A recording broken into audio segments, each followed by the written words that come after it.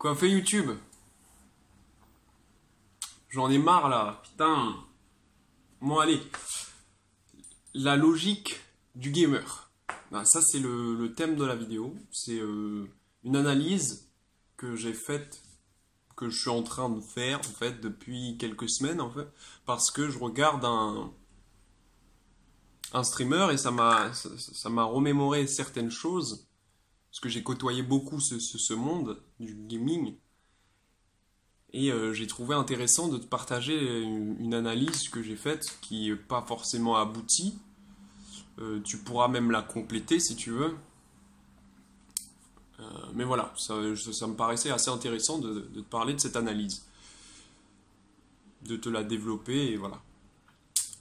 Donc on va parler justement de la logique du gamer et donc euh, d'un certain type de gamer. Parce que cette logique euh, n'existe pas chez tous ceux qui jouent aux jeux vidéo. Donc tu as le casual gamer, casual, c'est le joueur occasionnel, celui qui joue au jeu pour se divertir, se prendre du plaisir à un certain jeu, un certain type de jeu, et c'est tout. Il va consacrer quelques heures dans la semaine et puis basta, tu vois. Après, tu as le professionnel, l'extrême opposé, tu as celui qui consacre en fait sa vie à ça, puisque c'est son métier, et il est rémunéré pour gagner des compétitions, il va être sponsorisé, il aura une équipe derrière lui, euh, et donc c'est le professionnel. Professionnel dans le sens pas de l'expertise, je tiens à éclaircir un peu ce mot qu'on utilise beaucoup dans le langage courant et qui a perdu de son sens en fait, parce que le professionnalisme, c'est pas être expert dans un domaine, c'est euh, être rémunéré pour son activité, quel que soit le domaine. Voilà. À contrario de l'amateurisme, qui n'est pas quelqu'un qui est forcément nul ou débutant, un amateur, c'est quelqu'un qui, qui fait son activité sans recevoir, sans qu'il y ait un but lucratif derrière. Voilà. Le but étant juste peut-être d'évoluer dans sa pratique, etc., mais sans chercher à être rémunéré. Voilà. Il n'est pas rémunéré pour ce qu'il fait. Voilà, cette petite aparté étant faite, je vais maintenant te parler en fait d'un autre gamer qui est à la limite en fait de ces deux extrêmes. On va l'appeler le tryharder. Je t'expliquerai pourquoi après. Euh, ce gamer, il est à la limite des deux là, des deux extrêmes, parce que à la fois il est professionnel entre guillemets parce qu'il gagne de l'argent. Souvent c'est des streamers. Là, je parle principalement des streamers. C'est-à-dire qu'ils gagnent de l'argent, mais ce sont des dons. C'est-à-dire que c'est pas un salaire comme on a l'habitude comme le professionnel peut avoir. Il n'a pas de sponsor, etc. Donc il gagne de l'argent, mais tout en étant un peu aussi indépendant et voilà. Ceci étant dit, c'est donc sur ce gamer-là qu'on va s'attarder, et principalement, comme je l'ai dit, le tryharder. Alors, qu'est-ce que j'entends par tryharder? Ça vient du mot tryhard, qui est un mot couramment utilisé dans cet univers du jeu vidéo. Donc, je suis pas un pro en anglais. Je pense que try, ça veut dire essayer, hard, ça veut dire dur. Bon, hard, c'est sûr, mais try, je suis pas mais zéro en anglais, hein, je suis désolé. Ça fait même pitié à voir. J'essaie de m'améliorer, mais bon, pour l'instant, c'est pas gagné. Merci l'école pour ces 12 ans d'apprentissage et de ne pas m'avoir réussi à. Bon, bref, il n'y a pas que la faute de l'école non plus, hein, faut arrêter. Euh, donc, try, essayer, hard, difficulté, dur. Parce qu'en fait, dans la logique de ce joueur, de ce gamer, il va essuyer des échecs, il va subir des échecs répétés, tout en ayant, parce que son objectif est plutôt élevé, mais en n'ayant jamais à l'esprit que l'objectif qu'il s'est fixé est impossible à atteindre. Pour lui, l'objectif qu'il s'est fixé est atteignable, avec des efforts, avec des échecs, mais atteignable. Et quand il aura atteint ce palier, il va encore chercher à atteindre un autre palier, d'où la notion de hard, de difficulté. En fait, c'est un joueur qui prend du plaisir et cherche la difficulté. Il est presque, je dirais même qu'il fuit carrément la facilité. C'est-à-dire, il prend vraiment du plaisir à réussir quelque chose de difficile. Il ne voit aucun intérêt de réussir quelque chose de simple, de non complexe, tu vois. Et c'est une logique qu'on ne retrouve que très peu dans le monde tangible, dans le monde réel, on va dire. La plupart des gens sont dans une logique de fournir le moins d'efforts en ayant tous les bienfaits. On cherche la facilité. Il n'y a rien qu'à voir comment est constituée aujourd'hui la société. Par exemple, quand quelqu'un cherche un appartement, il va chercher à être le plus proche, proximité des commerces, proximité des écoles s'ils ont des enfants, etc. À proximité du centre-ville pour avoir accès facilement aux festivités, etc. Et donc, on est vraiment dans une logique contraire où, bon, là c'est débile de s'excentrer pour dire, ouais, tu vois, mais c'est juste pour te prendre un exemple, mais je peux prendre un autre exemple plus parlant comme la musculation. La musculation, les gens, la plupart des gens ne veulent pas trop fournir d'efforts, mais tout en ayant les résultats qu'ils attendent. Ce qui est peut-être possible, mais aucun intérêt, en somme, aucun intérêt. Donc pour moi, et pour justement cette logique du gamer. Parce que justement, il prend plaisir. C'est ça aussi, c'est que ce qui n'existe pas, ce qui n'est pas très commun dans le monde réel, c'est de prendre du plaisir dans la difficulté. Et en fait, grâce à cette... Et de la rechercher aussi, de la rechercher et de ne pas la fuir. Par exemple, celui qui gagne... Pourquoi on veut gagner de l'argent à foison? En soi, c'est pas pour diriger le monde, etc. C'est pour avoir une facilité d'accès. Facilité d'accès à la femelle, à la zouze, à ce que tu veux, à la femme. Facilité d'accès aux biens de consommation. Voilà, c'est ça, c'est qu'on cherche, avec l'argent, on cherche la facilité. Accumuler de l'argent, accumuler de la ressource, c'est pour que ce soit plus facile dans ta vie quotidienne. Pour avoir un certain confort.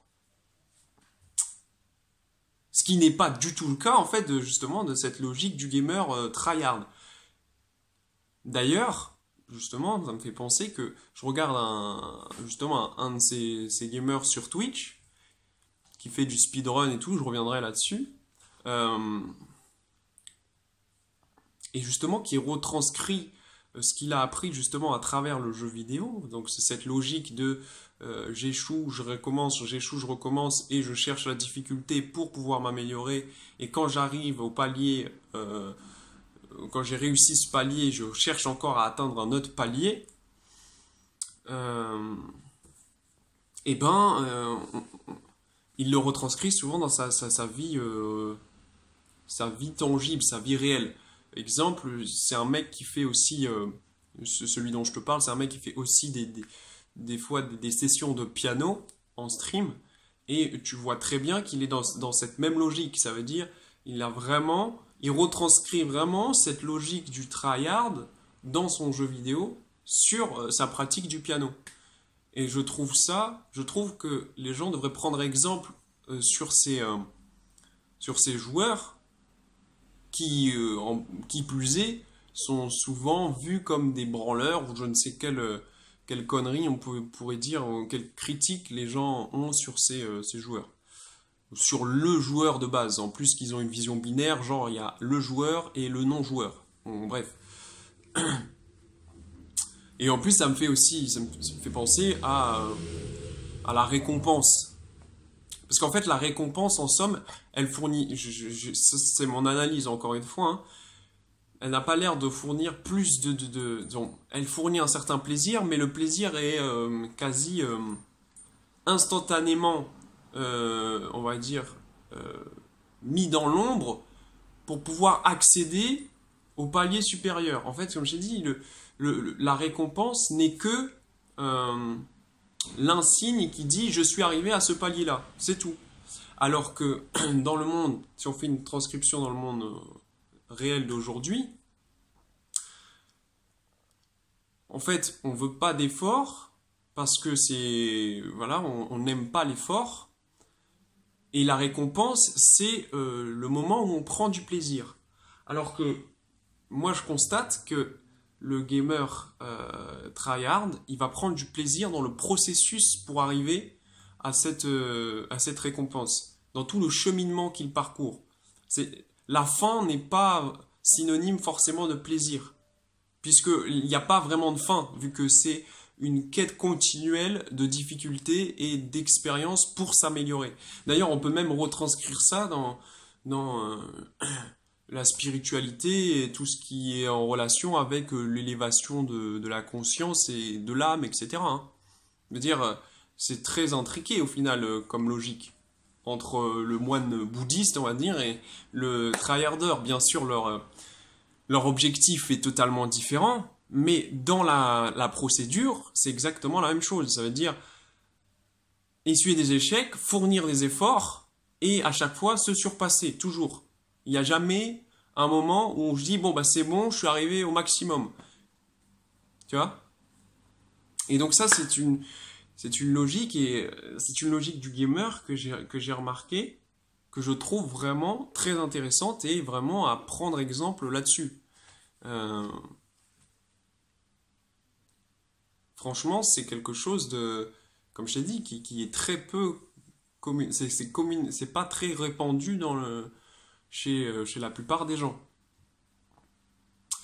Ensuite, je vais te parler vite fait, en fait, je suis pas encore arrivé à la fin de mon analyse. Disons, encore faudrait-il qu'il y ait une fin à cette analyse. Je voulais te parler du speedrun. Donc, une certaine pratique du speedrun. Alors, le speedrun, c'est quoi? Si tu sais pas ce que c'est le fait de vouloir finir un jeu le plus rapidement possible. C'est ça le speedrun, pour faire simple. Donc, bien sûr, il y a plusieurs catégories le speedrun. Et dans le speedrun, on a ce qu'on appelle des glitches. Alors, des glitches, là par contre, je ne sais pas si je vais te donner une bonne définition du glitch, mais en gros, le joueur exploite une faille dans la conception du monde virtuel pour pouvoir accéder à une partie de ce monde qui, à la base, ne devrait pas lui être accessible.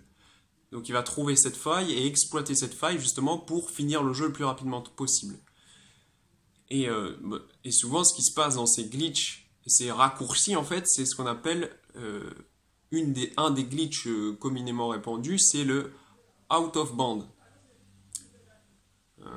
Et je sais pas si littéralement ça veut dire ça, mais en gros, il va sortir, le personnage du jeu va sortir des limites du jeu. Donc, il va être encore une fois les designers du jeu n'ont pas prévu que le joueur accède à cette partie, à cette partie du jeu. Et cette pratique-là, du speedrun et tout, je la trouve fascinante parce que je sais pas, franchement, si ça t'intéresse vite fait, tu peux regarder. Souvent, ce qui est pas mal de faire, moi, comment j'ai pris goût au speedrun, à regarder des speedruns, c'est en regardant un jeu que j'ai joué, dans un jeu que j'ai fini, que j'ai rincé, on va dire, et qui peut-être a été difficile à finir d'ailleurs. Et tu prends ce jeu et tu regardes le speedrun de ce jeu. Bon, il n'y a pas les speedruns de tous les jeux, hein, mais tu regardes un speedrun de ce jeu et tu vas voir comment le mec il nique complètement les lois du jeu. Et je trouve ça fascinant. La façon, les chemins qu'il emprunte, etc. Rien n'a été prévu pour ça. En fait, c'est presque un peu, je pourrais même faire un parallèle avec le parcours et le freerunning. Je sais pas si tu connais cette pratique. Euh, Souvent, les gens ont comme référence Yamakasi, tu sais, le film Yamakasi. C'est-à-dire, c'est les mecs qui utilisent l'environnement urbain, mais pas comme il a été. L'environnement urbain a été placé pour une certaine fonction, mais eux, ils détournent la fonction de cet environnement et ils vont faire des acrobaties, courir, etc. Grimper, etc. Et là, c'est pareil. Le jeu a été fait en sorte pour que le joueur progresse d'une certaine façon, et le speedrunner lui dit nique ta race, moi je vais trouver un moyen de niquer tout ce que tu as mis en place pour pouvoir pour pouvoir finir le jeu le plus rapidement possible. Tu vois? Et cette logique, elle me fait aussi penser un peu à la logique des gens autonomes en fait, des gens qui cherchent l'autonomie. C'est-à-dire trouver une faille, exploiter une faille, la faille étant que la ressource naturelle est existante, que la nature peut nous comment dire, peut subvenir à, à nos besoins vitaux, manger, boire et se loger. Et donc ils vont exploiter cette faille, en gros cette faille, parce qu'en fait le système ne peut pas contrôler la nature non plus, encore que. Euh, et en exploitant cette faille, ils vont bien sûr, encore une fois, pareil, essuyer des échecs, parce que c'est pas forcément une voie qui a été, comment dire, qui a été explorée. C'est les pionniers peut-être. Et donc du coup, ils vont fournir des efforts. Ça va prendre du temps, beaucoup d'efforts, mais pour au final accéder à une récompense qui là, je pense, est quand même des plus satisfaisantes hein, ici, c'est l'autonomie complète, tu vois, l'autonomie en eau, l'autonomie en électricité, voire l'autonomie en bouffe. Et c'est un peu, et en fait, avec le speedrun, je retrouve un peu cette logique de, je nique le système pour me réapproprier les lois du système. Et c'est presque, en fait, c'est révolutionnaire, en fait. Dans l'approche, c'est révolutionnaire. Bon, je vais loin, mais dans l'approche, c'est révolutionnaire. Ça veut dire, le gars, on lui a dit, le jeu, il est comme ça. Le gars a dit, non, moi, je fais autrement. Tu vois, il y a une approche un peu contestataire. Il ne veut pas se soumettre au cadre dans lequel on l'a mis.